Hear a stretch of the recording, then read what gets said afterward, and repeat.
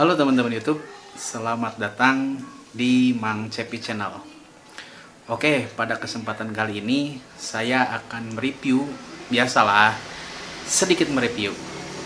Yang akan saya review pada kali ini adalah sebuah smartphone dari LG. Ya, ini adalah LG G5.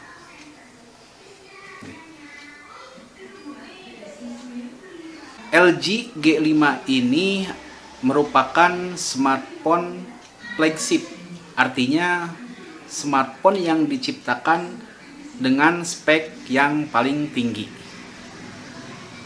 Memang LG G5 ini smartphone yang sudah cukup lawas, tetapi secara spesifikasi dan fitur-fitur yang ada di dalamnya saya kira masih bisa dianggap sesuai atau kontekstual dengan kebutuhan user atau kebutuhan para pengguna smartphone saat ini.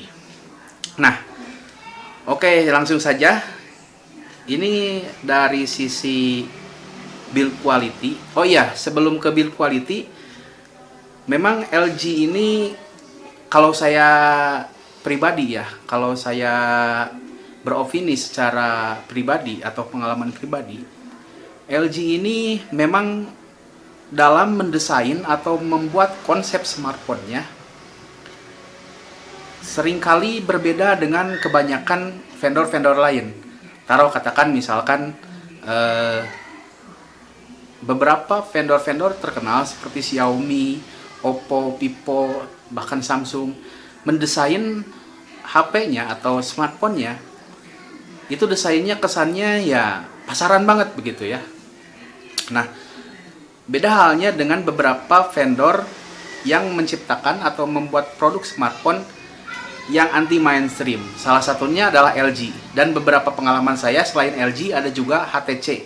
HTC juga membuat desain-desain yang sangat unik begitu ya. Namun memang karena unik itu sendiri, tidak semua orang suka, tidak semua orang menginginkan atau memiliki produk dengan desain yang unik tersebut. Tapi kalau secara pribadi saya suka dengan hal-hal yang unik begitu, seperti halnya desain dari LG G5 itu sendiri. Nah, oke, langsung saja. Secara desain memang unik gitu ya, tidak mengikuti zaman, tidak mengikuti perkembangan desain smartphone saat ini.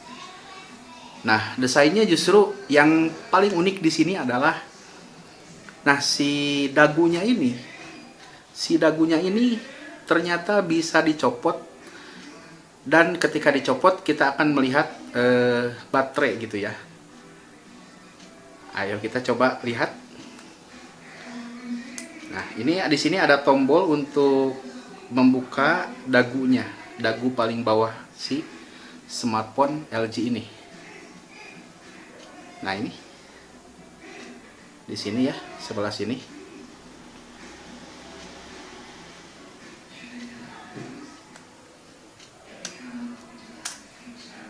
Nah, jadi si baterainya ini bisa dibuka ya, bisa diakses. Artinya kalau misalkan kita ingin mengganti baterai, ini tidak perlu menggunakan keahlian khusus untuk membuka atau mengganti ketika baterai ini sudah rusak begitu ya.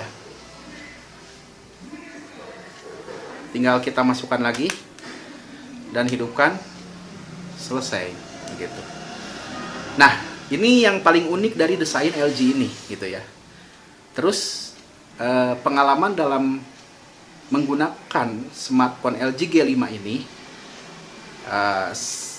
secara genggaman gitu ya, saya kira tidak terlalu kaku ya, tidak terlalu kaku.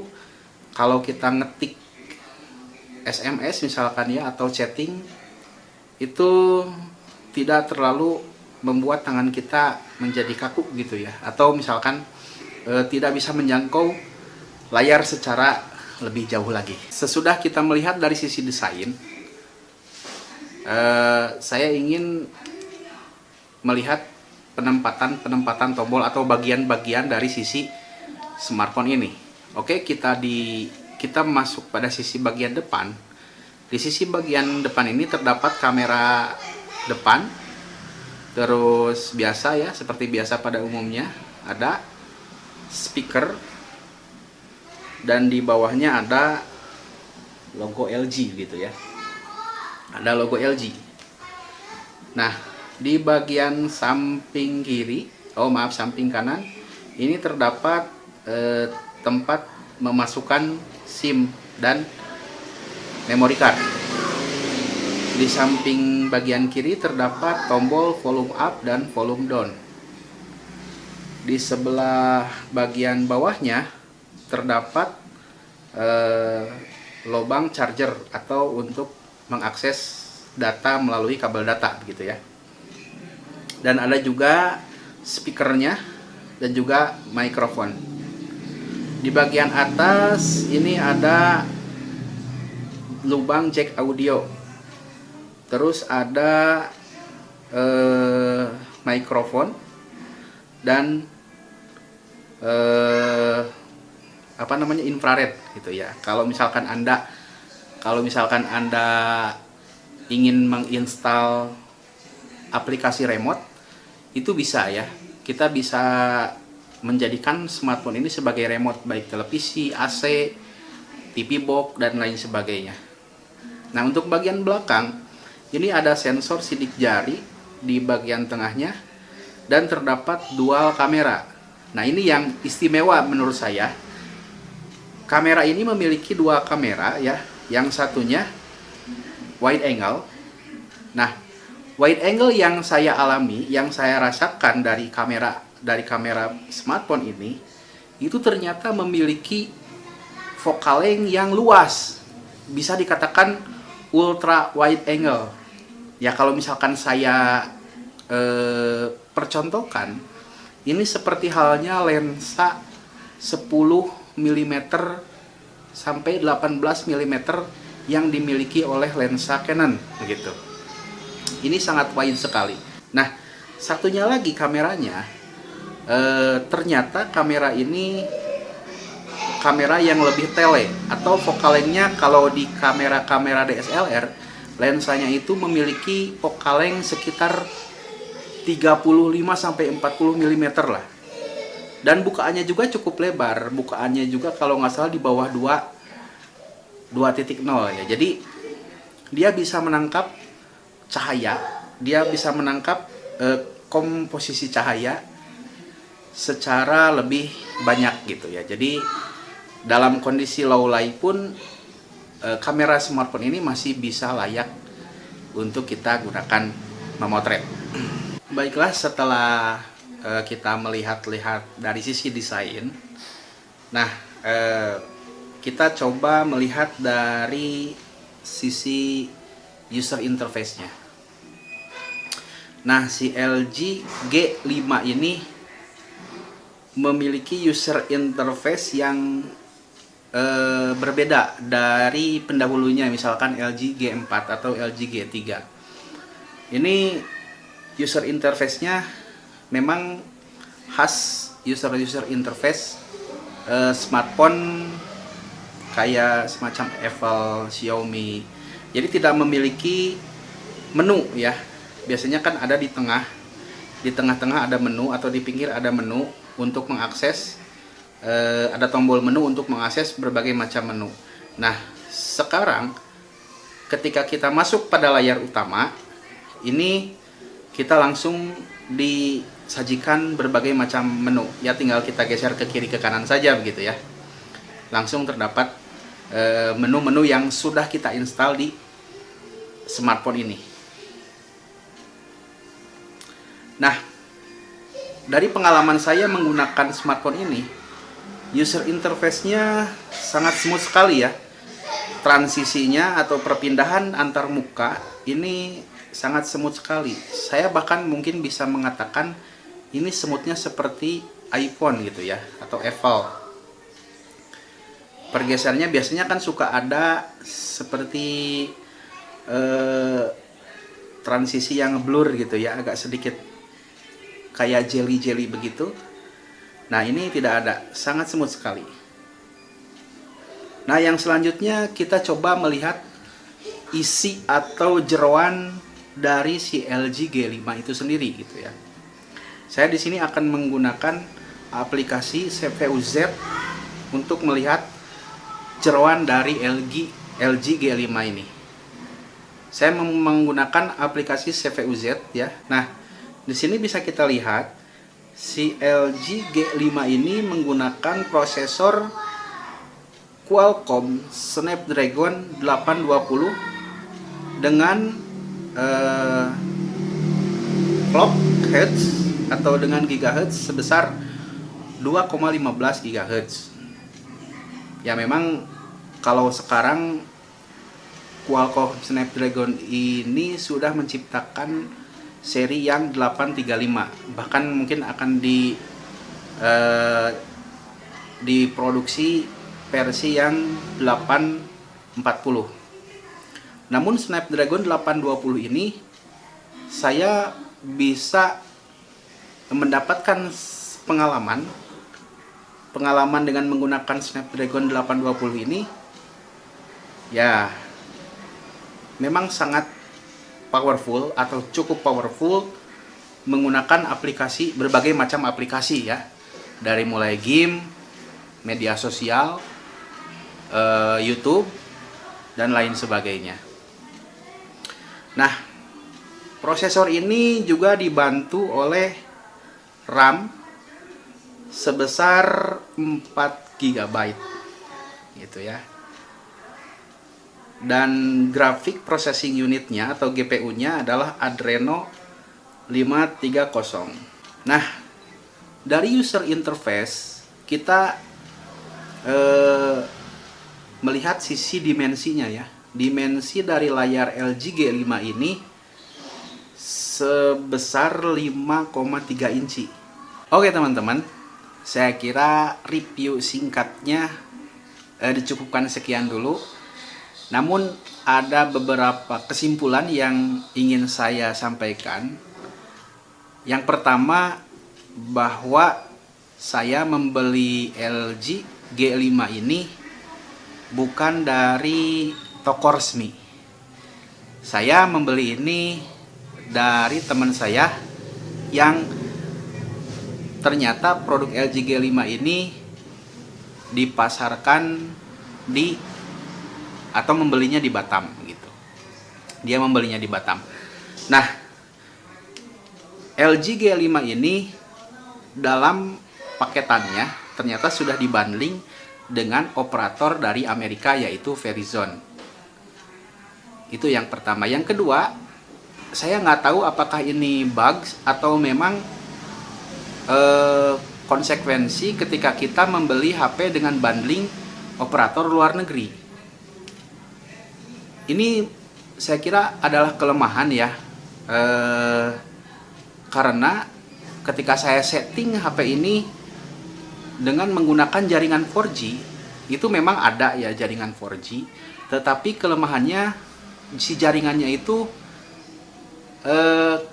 kadang ada atau kadang nggak ada ya. Kalau istilah Sundanya itu luplep, kadang ada kadang mati gitu.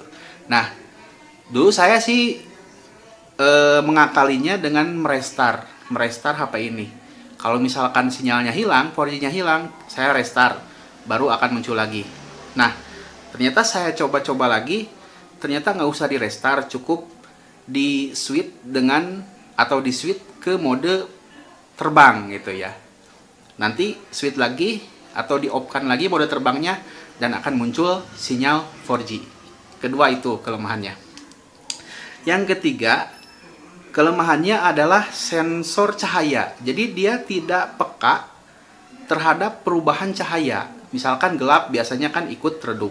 Kalau di bawah terik sinar matahari biasanya ikut terang. Nah, ini sama sekali tidak bisa merubah ya kadar cahayanya, kadar layarnya gitu ya, ke tingkat cahaya dari layarnya begitu. Nah, yang selanjutnya setelah saya coba-coba ternyata si infrarednya ini, dan saya aplikasi remote ya, dengan beberapa aplikasi saya coba install di HP ini. Ternyata setelah dites kepada beberapa device tidak jalan gitu, atau tidak work gitu ya. Ya artinya ini menjadi sia-sia begitu, tidak berfungsi sama sekali. Nggak tahu apakah ada aplikasi khusus untuk menjalankan infrared ini sehingga dia berguna untuk mengontrol device-device tertentu yang memiliki kompatibilitas dengan sensor ini, dengan sensor infrared ini, atau misalkan memang ini adalah sebuah kelemahan dari smartphone dengan bundling atau dengan pasaran yang dipasarkan di Amerika dan dijual di Indonesia begitu. Saya nggak tahu gitu ya, saya kurang begitu paham dengan kejadian ini. Maka dari itu saya kira teman-teman bisa menyampaikan komentar di kolom komentar, kira-kira apa yang harus saya lakukan supaya HP LG G5 ini tidak, atau kelemahannya bisa terselesaikan, bisa saya perbaiki begitu ya. Bisa saya perbaiki. Seperti halnya tadi yang pertama, si jaringan 4G-nya kadang mati, kadang hidup, kadang mati, kadang hidup, tanpa saya switch ke off gitu ya. Terus sensor cahayanya, terus infrarednya.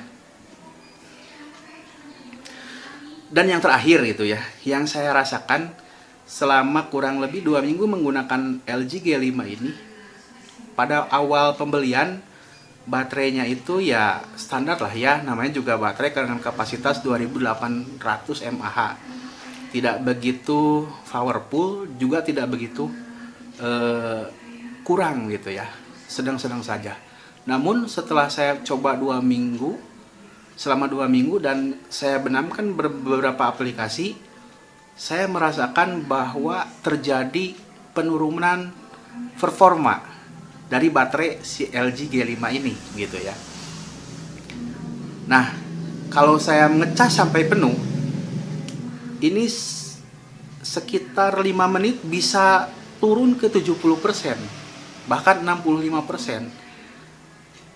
Maka dari itu saya setiap hari ngecharge HP ini sampai 2-3 kali ngecas gitu ya. Ya memang cukup merepotkan lah ya, dan sangat menyayangkan sekali HP dengan flagship yang saya kira yang pertama dari desainnya unik, terus dari user interface-nya memuaskan, dari handlingnya juga enak gitu ya, dan tidak pasaran, juga menjadi perhatian teman-teman saya. Tapi sayangnya terdapat kelemahan-kelemahan yang saya kira cukup prinsipil bagi saya gitu. Kalau misalkan ya kelemahannya cuma sekitar kayak semacam mungkin infrarednya yang tidak begitu berfungsi, oke lah, bisa saya tolerir gitu ya. Nah, oke teman-teman, itulah yang bisa saya sampaikan. Mudah-mudahan apa yang saya sampaikan di sini bisa menjadi input informasi untuk teman-teman, juga bisa menjadi bahan sharing dan diskusi di kolom komentar. Oke, terakhir jangan lupa share, like, dan subscribe. Terima kasih.